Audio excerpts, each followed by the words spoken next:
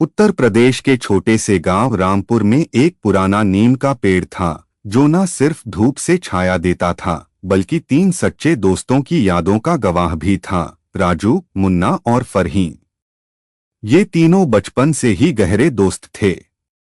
School के बाद उनका ठिकाना वही नीम का पेड़ होता था जहां वो अपने टिफिन शेयर करते, मिट्टी में क्रिकेट खेलते और जिंदगी की छोटी छोटी खुशियों को जीते थे।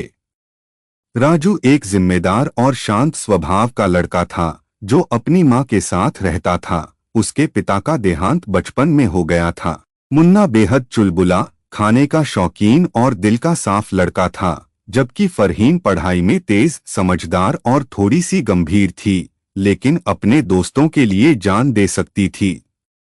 तीनों के परिवार एक दूसरे को बहुत मानते थे और गांव में लोग उनकी दोस्ती की मिसाल दिया करते थे। समय गुजरता गया और तीनों ने हाई स्कूल की पढ़ाई पूरी की। अब फैसले लेने का समय था। राजू ने शहर जाकर इंजीनियरिंग करने का ठान लिया, मुन्ना ने अपने पिता की दुकान संभालने का निश्चय किया और फरहीन ने टीचर बनने का सपना देखा। पहली बार उनकी राहें अलग हो रही थीं, लेकिन उन्होंने वादा किया कि चाहे कुछ भी हो, नीम के पेड़ के नीचे हर साल 1 जून को मिलेंगे। पहले साल तो सब मिले, हंसी, किस्से, चाय और पुरानी यादें। लेकिन धीरे धीरे जिंदगी की जिम्मेदारियों ने उन्हें घेर लिया। मुलाकातें कम होने लगीं और वो वादा भी धुंधलाने लगा।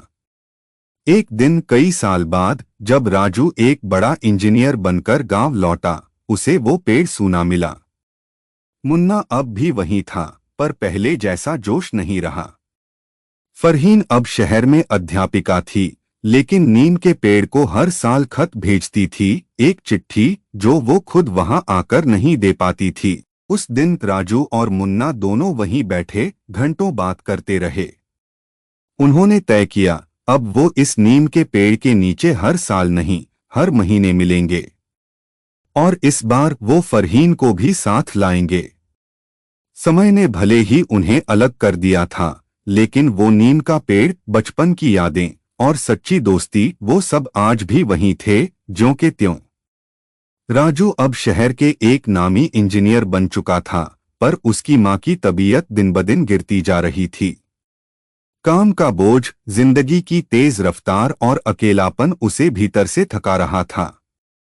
एक दिन मां ने उससे कहा, बेटा, तुम्हारे पास सब कुछ है, पैसा, इज्जत, नाम, लेकिन वो हंसी जो तू नीम के पेड़ के नीचे लाया करता था, अब तेरे चेहरे पर नहीं दिखती। ये बात राजू के दिल में उतर गई। उसी रात उसने छुट्टी ली और सीधे रामपुर लौट आया, अपने नीम के पेड़ के पास। वहां पहुंचकर देखा, मुन्ना दुकान के बाहर बैठा कुछ पुराने कागज देख रहा था, वो चिट्ठियां जो फरहीन हर साल भेजा करती थी। फरहीन अब भी अकेली थी, शहर में पढ़ा रही थी, लेकिन अंदर से बहुत टूट चुकी थी। उसके परिवार ने उसकी पसंद के लड़के से शादी करने नहीं दी थी और अब वो जिंदगी से समझौता कर चुकी थी। पर हर साल नीम के पेड़ को चिट्ठी लिखना नहीं छोड़ा, वो चिट्ठियां जो मुन्ना संभाल कर रखता था। राजू और मुन्ना ने तय किया, इस बार वो फरहीन को लाएंगे, उसे बताएंगे कि वह अकेली नहीं है। दोनों बिना कुछ बताए शहर निकल पड़े और उसके स्कूल पहुंच गए। फरहीन ने जैसे ही उन्हें सामने देखा, उसकी आंखों से आंसू बहने लगे। सालों की दूरी, अधूरी बातें और वो सब कुछ जो कहा नहीं जा सका, सब उन कुछ मिनटों में बह गया। तीनों फिर से रामपुर लौटे।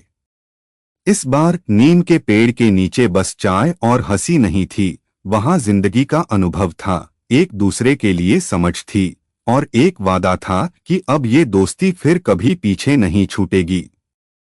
इसके बाद तीनों ने मिलकर गांव के बच्चों के लिए एक छोटी सी पुस्तकालय बनवाई, नीम की छाव के नाम से, जहां गांव के बच्चे बैठकर किताबें पढ़ते, कहानियां सुनते और दोस्ती का असली मतलब समझते। अब वो पेड़ सिर्फ 3 दोस्तों की याद नहीं, बल्कि पूरे गांव की उम्मीद बन गया था। यही थी एक कहानी सच्ची दोस्ती और परिवार की, जो हमें ये सिखाती है कि जिंदगी चाहे जितनी भी बदल जाए, अगर दिल से निभाई जाए तो दोस्ती और अपनापन कभी नहीं मिटते।